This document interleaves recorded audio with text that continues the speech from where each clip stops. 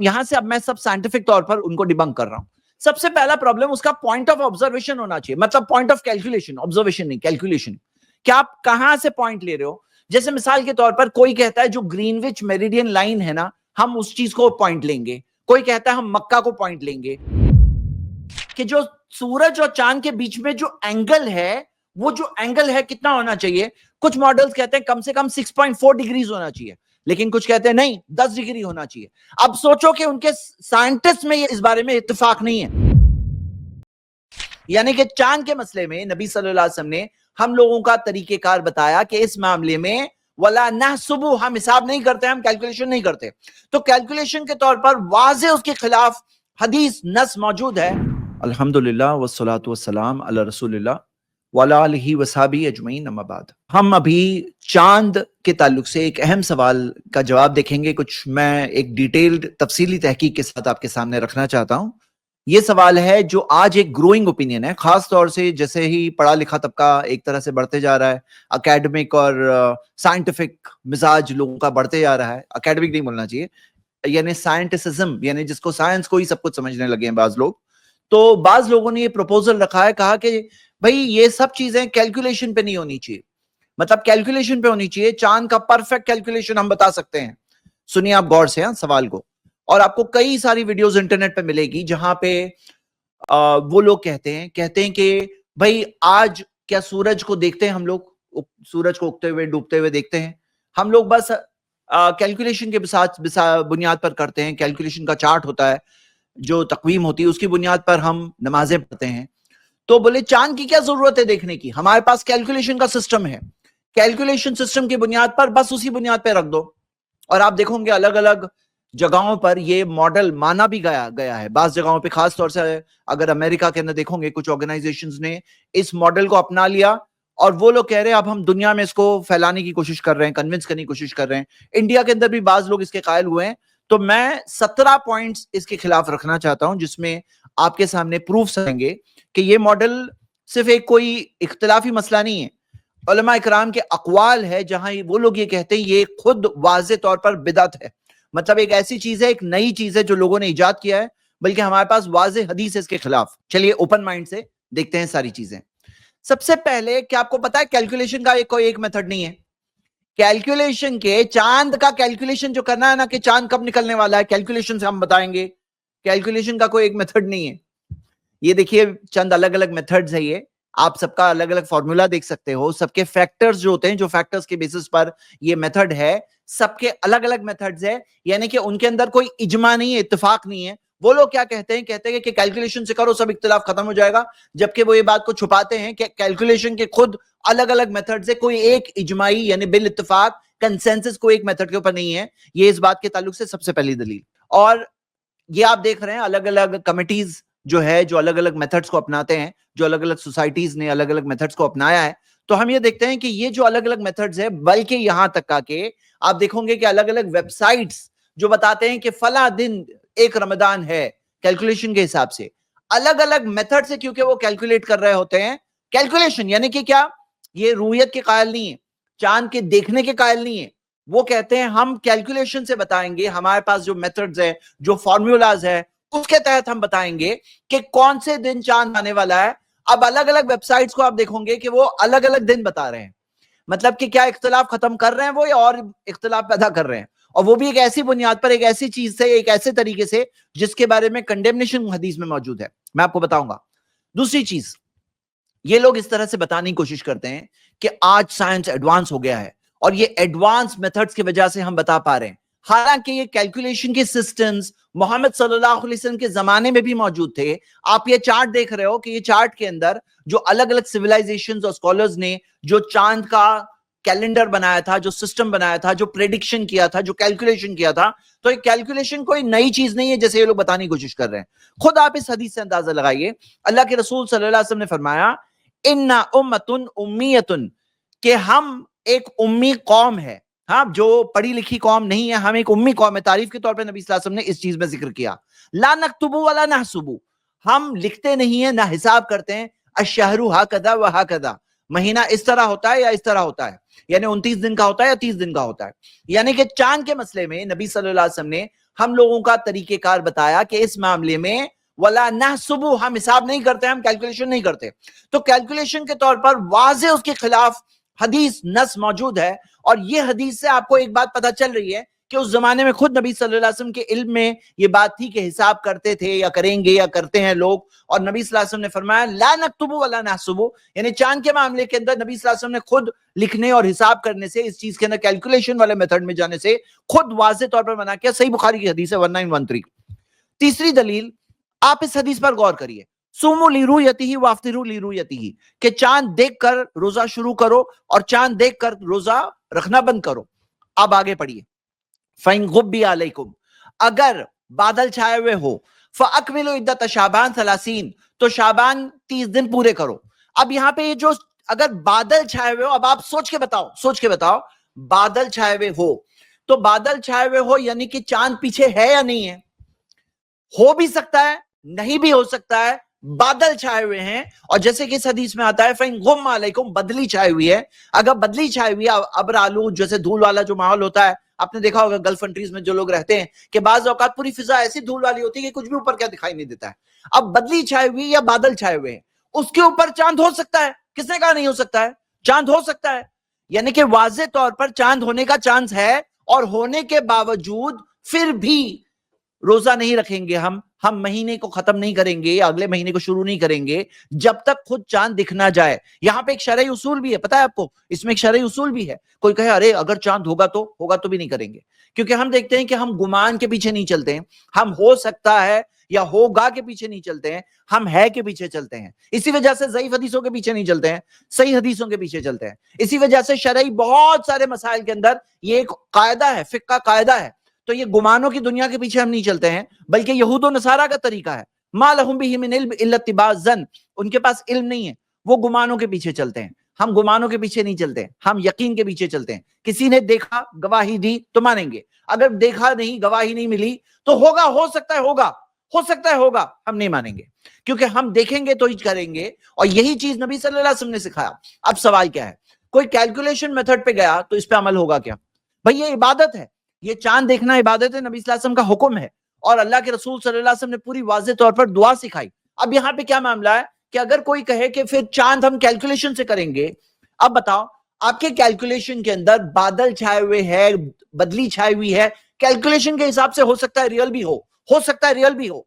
और पता क्या चला कि बादल और बदली छाई हुई की वजह से नहीं दिखाई दिया, तो शरीयत क्या सिखा रही है? आप शरीयत को बदल रहे हो, शरीयत क्या सिखा रही है कि बादल छाए हुए, बदली छाई हुई, मतलब चांद किसी को दिखाई नहीं, तो होने के बावजूद उसको नहीं शुमार किया जाएगा, महीना शुरू नहीं होगा। कोई अगर शक वाले दिन रोजा रख ले तो उसने नाफरमानी की नबी सल्लल्लाहु अलैहि वसल्लम की। ये हो गई तीसरी दलील। और चौथी दलील, अब यहां पे ये क्या करते हैं, रूया लफ्ज जो है ना, सुमु लिरुयतिही, तो यहां पर ये रूया जो है, वइज़ा रायतुम, जब तुम देखो, तो उसके अंदर उसकी तावील करते हैं। अगर आप डिक्शनरी चेक करोगे तो रूया की मीनिंग क्या है, देखने की माना क्या है। अच्छा बताओ फिर ये चांद देखने की जो दुआ है, अल्लाह अन्ना नबी सल्लल्लाहु अलैहि वसल्लम काना इज़ा रा हिलाला, जब वो देखते चांद को तो वो कहते हैं दुआ अल्लाहुम्मा अहलिलहु अलैना बिल यमनी वल ईमान। अब ये दुआ का क्या करना पड़ेगा? चांद को कोई दिखेगा ही नहीं, सब कैलकुलेशन करेंगे, चांद को कोई दिखेगा ही नहीं, तो फिर ये दुआ के बारे में क्या करना होगा? यानी कि अब ये लोगों को क्या करना पड़ता है, लफ्ज रूया की मीनिंग जो है नहीं वैसी कोई मीनिंग ला करके कैसे ही जबरदस्ती फिट करने की कोशिश करनी पड़ती है, यानी कि हदीस की माना के ना तावील करना पड़ता है।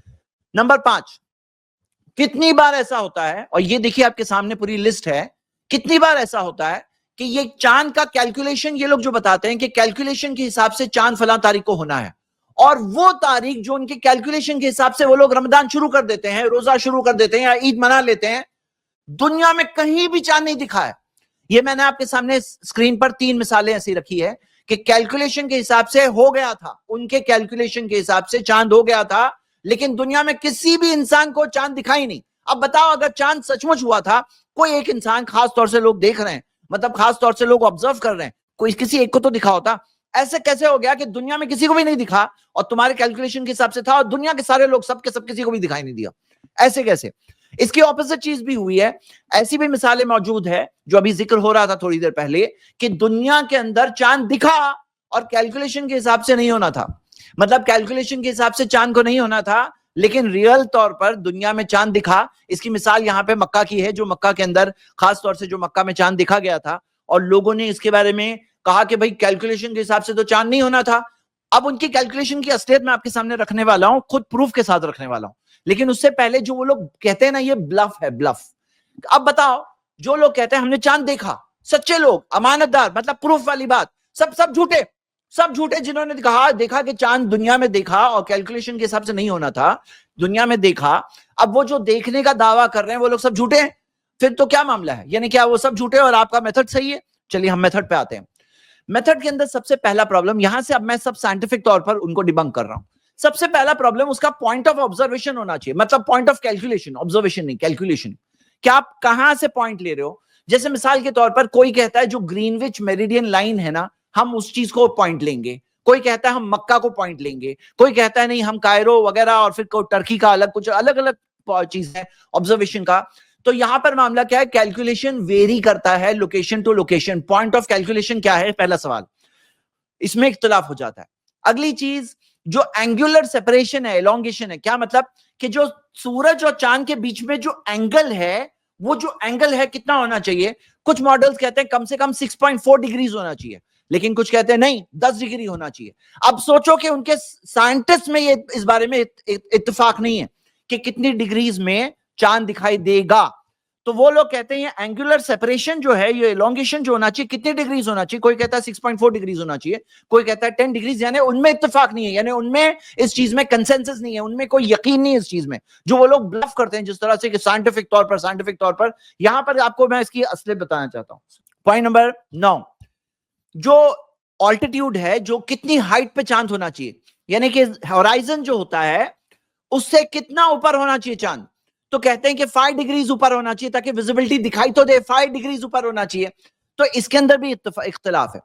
आगे, चांद कितना पुराना होना चाहिए, कुछ कहते हैं कम से कम 18 से 20 घंटे पुराना हो तो जाके दिखाई देगा। इसमें भी इख्तिलाफ है कि 18 घंटे 20 घंटे या कितना। अगली चीज, चांद का कितने हिस्से पे लाइट आ रही हो, कहते हैं नहीं कम से कम 1%, लेकिन इसमें भी इख्तिलाफ है कि कितने परसेंट पे लाइट हो, इसमें भी इख्तिलाफ है। अगली चीज, अब आप बोलो सारे फैक्टर्स के बाद चांद दिखना चाहिए ना, मतलब हदीस क्या है, दिखना चाहिए, दिखाई नहीं। ह्यूमन परसेप्शन को आप किस फॉर्मूला में फिट कर सकते हो, मतलब आप दुनिया के किस फॉर्मूला के अंदर फिट कर सकते हो कि ह्यूमन परसेप्शन इंसान को दिखाई देगा? क्योंकि देखने के इंसानों के परसेप्शन के अंदर ये फॉर्मूला यहां पे काम नहीं करेगा। ये तो बिल्कुल ही सब्जेक्टिव चीज है भाई, ये तो जगह जगह से डिफर करेगा, ये कोई इसका एक फॉर्मूला नहीं हो सकता है।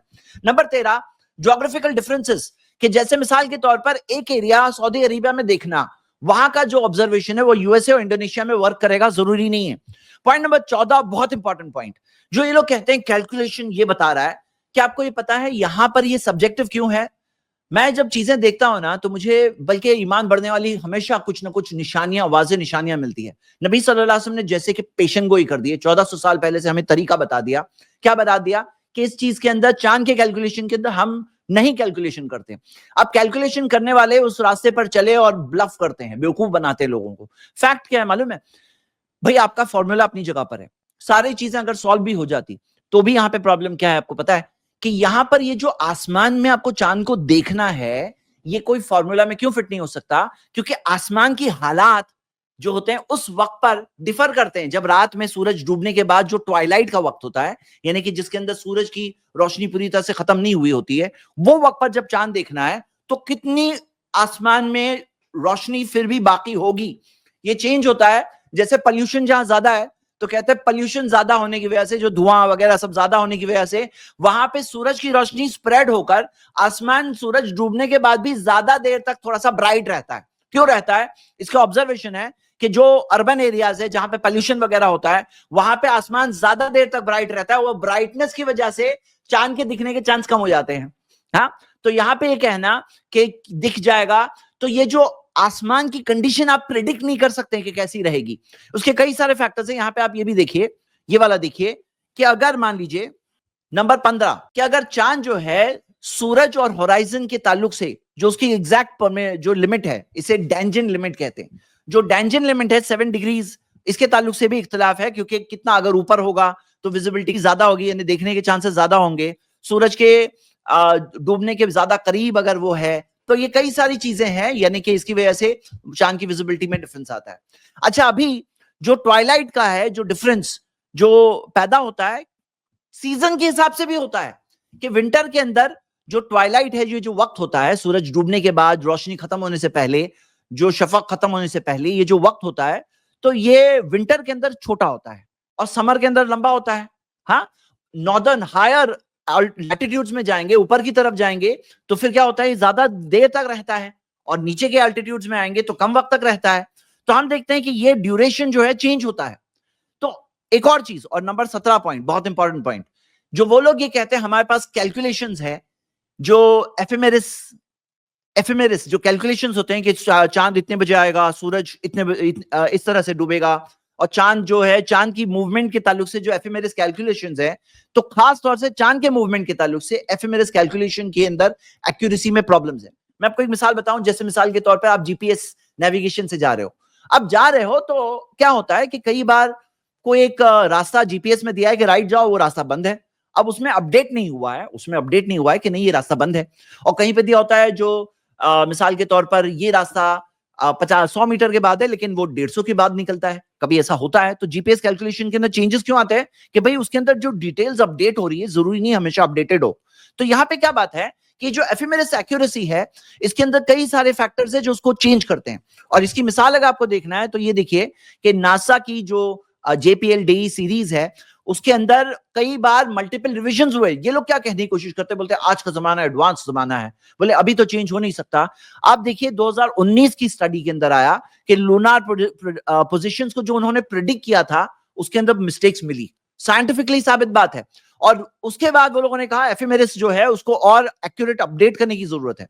इसके अंदर एक और बात है, लीप सेकंड्स जो होते हैं, जो यूनिवर्सल टाइम में, तो उसकी वजह से भी अर्थ रोटेशन में जो ये लीप सेकंड जो ऐड होते हैं, इसकी वजह से भी प्रॉब्लम, टाइम का करेक्शन की जरूरत होती है, टाइम करेक्शन की भी जरूरत होती है। एक और मिसाल कि यहां पर आप देखोगे कि हिस्टोरिकल जो डिस्क्रिपेंसीज है वो कई बार एड इन होती है, कई बार कोई चीज टाइनी छोटे छोटे एरर्स होते हैं जो मल्टीप्लाई होते जाते हैं, ओल्ड डेटा में भी कई सारी मिस्टेक्स निकलती है, कई बार कैलकुलेशन मेथड्स चेंज होते हैं, एफएमआरएस के कैलकुलेशन के, खास तौर से चांद के कैलकुलेशन के मेथड्स में मिस्टेक होते हैं, जो न्यूमेरिकल इंटीग्रेशन वाले एरर्स होते हैं, राउंडिंग ऑफ के एरर्स जाके बढ़ बढ़ के वो चीज होते हैं, और ग्रेविटेशनल पर्टर्बेशंस, यानी ग्रेविटी जो चांद और चांद की जो दूसरे जो सेलेस्टियल बॉडीज है उनकी ग्रेविटी की वजह से भी चांद की जो ऑर्बिट है वो कुछ ना कुछ अफेक्ट होती है। अब हम देखते हैं कि ये सारी चीजें अल्लाह के रसूल मोहम्मद सल्लल्लाहु अलैहि वसल्लम ने जब ये कहा, ला नक्तुबु वला नहसबु, 1400 साल पहले, और 1400 साल चले गए, और ये लोग ब्लफ करते हैं कि हमारे पास इतने सारे परफेक्शन आ गया है, एक्यूरेसी आ गई है। क्या एक्यूरेसी? हाँ, क्या एक्यूरेसी? यानी ये तो धोखा देना है, ये तो झूठ बोलना है। यही सही तरीका है, आसानी है इसके अंदर, ये तरीके में आसानी है। दुनिया का कोई भी इंसान कहीं भी रहता हो, वो वहां से दीन इस्लाम पर अमल कर सकता है। वो मोहताज नहीं है कि कोई ना कोई कैलकुलेशन वाले के पीछे भागे कि भाई मुझे कैलकुलेशन करके बताओ चांद कब निकलने वाला है। हाँ, वो दुनिया के कोई भी कोने में हो, बिल आसानी से, इन्ना दीन युस्रुन, दीन आसान है, वो बहुत बाआसानी दीन पर अमल कर सकता है ना, दुनिया के कहीं भी रहकर। और ये जो लोग बता रहे हैं जिस तरह से मोहताज बना दी होते हुए लोगों को, ये लोग जो जो तरीका बता रहे हैं, तो वो लोग फिर मोहताज हो जाते हैं इतने सारे जो कैलकुलेशन के एरर्स, कॉम्प्लिकेशंस, अलग अलग मेथड्स, इख्तिलाफ, ये चक्कर में जाकर लोग कितने प्रॉब्लम में आते हैं। नबी सल्लल्लाहु अलैहि वसल्लम ने हमें रास्ता बताया, क्योंकि वही के तहत बात कर रहे थे नबी सल्लल्लाहु अलैहि वसल्लम, कि नबी सल्लल्लाहु अलैहि वसल्लम ने अपनी मर्जी से कुछ नहीं कहा, जो भी कहा वही के तहत कहा। देखिए एक निशानी दिख रही है कि नहीं दिख रही है हम सबको? अल्लाह से दुआ, अल्लाह हम सबको हक को समझने की तौफीक अता फरमाए। ठीक, आप लोग कुछ ऐड अच्छा करना जैद चाहते भाई, हैं? जो मैंने बताया इसमें जो है, जो आप बता रहे थे कि अलग अलग फैक्टर होते हैं चांद दिखने नहीं दिखने के, इसमें इंसान की रोयत का भी तो मसला होता है ना, कि किसी की नजरें बहुत ज्यादा तेज होती हैं, किसी की जी नजरें कमजोर होती हैं। तो अब नजरों की जो तेजी होती है, इसको तो हम किसी उसमें कैद नहीं कर सकते हैं। बाज मर्तबा किसी इंसान की नजर इतनी तेज होती है कि बहुत बारीक से बारीक चांद उसको दिखाई दे जाता है, जो आम नजरों से लोगों को नहीं दिखता है। और सही है। तजर्बा भी इस बात पर शाहिद है कि बाज मर्तबा पूरे के पूरे लोग चांद दिख रहे हैं, किसी को नहीं दिखता है, लेकिन इलाके में एक आदमी को चांद दिख जाता है। तो ये एक फैक्टर ये भी है कि नजरें कितनी तेज होंगी कि बारीक से बारीक चांद वो देख सकते हैं। जैसे नॉर्मली कहते हैं कि 10% या 6% चांद अगर है तो नॉर्मल आंखों के लिए विजिबल होता है, लेकिन इस पर भी लोगों ने कहा है कि इससे कम छोटा चांद भी जो है वो हो सकता है कि किसी के लिए विजिबल हो, किसी एक फर्द के लिए, उसकी तेज नजरों की वजह से। तो ये भी एक फैक्टर इसमें ऐड कर सकते हैं इसमें। इस क्लिप की फुल वीडियो देखने के लिए हमारे चैनल पर जरूर आएं। आई प्लस टीवी ने एक नया यूट्यूब चैनल शुरू किया है जिसका नाम है आई प्लस टीवी इख्तिलाफ का हल। इस चैनल पर सिर्फ इख्तिलाफी मसाइल पर वीडियोस आएगी, लेकिन दलाइल के साथ और भाईचारगी के साथ। आपको मैं दावत देता हूं कि आप भी हमारे इस चैनल को सब्सक्राइब करें, हमारी वीडियोस को शेयर करें और नोटिफिकेशन आइकन को ऑल सेलेक्ट करें ताकि आपको हमारी वीडियोस का नोटिफिकेशन मिल सके। जज़ाकल्लाहु खैर, वस्सलाम अलैकुम रहमतुल्लाह।